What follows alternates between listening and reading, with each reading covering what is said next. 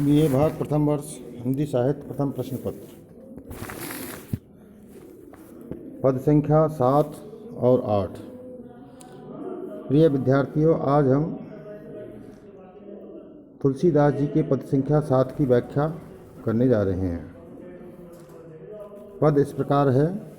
ऐसो को उदार जगमाही, बिनु सेवा जो द्रवे दीन पर राम सरस को नाही। जो गति जोग विराग जतन करी नहीं पावत मुनि ज्ञानी। सो गति देत गीत सब रीस कहे प्रभु ने बहुत जिए जानी। जो संपत्ति 10 शीश अरबी करी, रावण शिव पह लीनी। जो संपदा विभीषण कहे अति, सकुच सहित हरि दीनी। तुलसीदास सब भांति सकल सुख, जो चाहसी मन मेरो। तो भजु राम काम सब पूरन, करई कृपा निधि तेरो। इस पद में तुलसीदास जी ने राम की उदारता का वर्णन किया गया है और तुलसी की कृति विनय पत्रिका से यह उद्धृत है। तुलसीदास जी कहते हैं कि इस संसार भर में राम के समान उदार और कौन हो सकता है, या राम के समान उदार कोई भी व्यक्ति नहीं है। बिनु सेवा जो द्रवई दीन पर राम सरस को नाही। जो व्यक्ति बिना सेवा के किए बिना ही दिनों पर द्रवित हो उठते हैं, उनका हृदय जो है पिघल जाता है, उनके समान और कोई इस संसार में नहीं है। जो गति जोग विराग जतन करी, नहीं पावत मुनि ज्ञानी। आगे कवि कहते हैं कि जो दशा जो लाभ योग साधना करने, वैराग्य धारण करने पर बहुत यत्नों द्वारा भी मुनि और ज्ञानी लोग नहीं प्राप्त कर सकते, वह दशा, वह सो गति देत गीत सबरी कहे प्रभु ने बहुत जिए जानी। वह दशा राम ने वृद्ध जटायु सबरी को प्रदान कर दी। फिर भी अपनी उस कृपा को उन्होंने बड़ी कृपा नहीं माना। जो संपत्ति 10 शीश अरब करी, रावण से पहलीनी। आगे उदाहरण देते हुए वो कहते हैं कि जो संपत्ति रावण के 10 सिरों को काट करके, या जो संपत्ति रावण ने शिव से अपने 10 सिरों को अर्पित करके ग्रहण की थी या प्राप्त की थी, वह संपत्ति रावण से राम ने विजित करने के उपरांत विभीषण को निसंकोचपूर्ण प्रदान कर दी। तुलसीदास सब भांति सकल सुख, जो चाहसी मन मेरो। तुलसीदास जी अंत में कहते हैं कि इसीलिए मेरा जो ये मन है, या हे मेरे मन, तू सब प्रकार से सुख चाहता है तो तू राम का भजन कर। तो भजु राम काम सब पूर्ण, करे कृपा निधि तेरो। तो तू सभी कार्यों को छोड़ करके श्री राम का भजन कर, वह कृपा सिंधु श्री राम तेरे सारे कार्यों को पूरा करेंगे। इस पद के भीतर कवि तुलसीदास जी ने राम की अनन्य भक्ति की है। उनकी भक्ति सेवक और सेव्य भाव की या दास्य भाव की है। उनका राम की कृपा पर अटूट विश्वास है। वे इसी आधार पर दूसरों को राम भजन करने की सलाह देना चाहते हैं। राम का केवल भजन किया जाए इतने से ही काम नहीं चलता, अपितु राम अपने भक्त की सारी चिंता अपने ऊपर ले लेते हैं, ऐसा तुलसीदास जी का कहना है। तुलसीदास जी ने यहाँ पर जटायु सबरी विभीषण पर की गई राम की कृपा का व्याख्या की है या उदाहरण दिए हैं। राम की उदारता देखो कि रावण ने जो अपने 10 सिर अर्पित करके संपत्ति पाई थी, राम ने वह संपत्ति विभीषण को केवल शरण में आने पर ही दे दी, फिर भी देने का घमंड उनमें नहीं था। ऐसा भाव यहाँ व्यक्त हुआ है। कवि की भाषा सूक्ष्म भावों को व्यक्त करने वाली है। पद शैली का इसमें प्रयोग किया गया है। अगला जो पद है 8वां, वो है कब हूँ यही रहनी रहूँगो। श्री रघुनाथ कृपा लू कृपा ते संत स्वभाव गहूँगो। यथा लाभ संतोष सदा काहू सो कछुन चाहूँगो। परहित निरत निरंतर मन क्रम वचन नेम निभहुंगो। और पुरुष वचन अति दुसह श्रवण सुनते ही पावक ने दहुंगो। विगत मान सम शीतल मन पर गुण नहीं दोष कहूँगो। परिहरि देह जनित चिंता दुख सुख सम बुद्धि सहूँगो। तुलसीदास प्रभु यही पथ रही अविचल हरि भक्ति लहूँगो। इस पद के भीतर तुलसीदास जी ने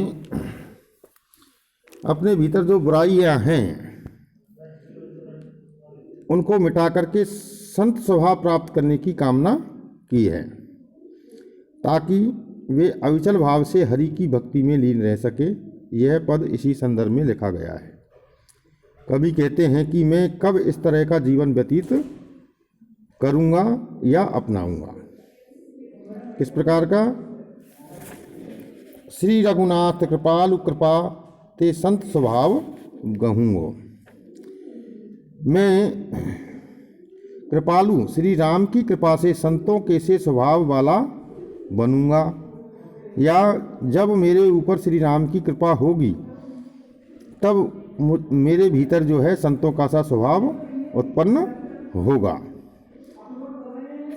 उस स्थिति में यथा लाभ संतोष सदा काहू सो कछुन कहूँगो। जब मेरा स्वभाव संतोष जैसा हो जाएगा तो उस स्थिति में मैं कुछ भी मिल जाए उसी से संतुष्ट रहूँगा और किसी से कोई शिकायत नहीं करूँगा। परहित निरत निरंतर मन क्रम वचन नेम निभहुंगो। और मेरा जीवन इस प्रकार का कब होगा कि मैं दूसरों के हित के लिए कार्यों में लीन रहूँगा और इस कार्य का मन कर्म और वाणी से निर्वहन करूँगा। ये सारे के सारे गुण जो हैं संत कृपा के, संत स्वभाव के हैं। परसु वचन अति दुसह श्रवण सुनी ते ही पावक ने दहूँगो। और मैं किसी के अत्यंत असहनीय कठोर वचनों को सुनकर भी मेरे भीतर जब कोई क्रोध की आग उत्पन्न नहीं होगी, जो आग मुझे भीतर ही भीतर जलाती है, कब वह स्थिति प्राप्त होगी मुझे, जब विगत मान सम शीतल मन पर गुण नहीं दोष कहूँगो।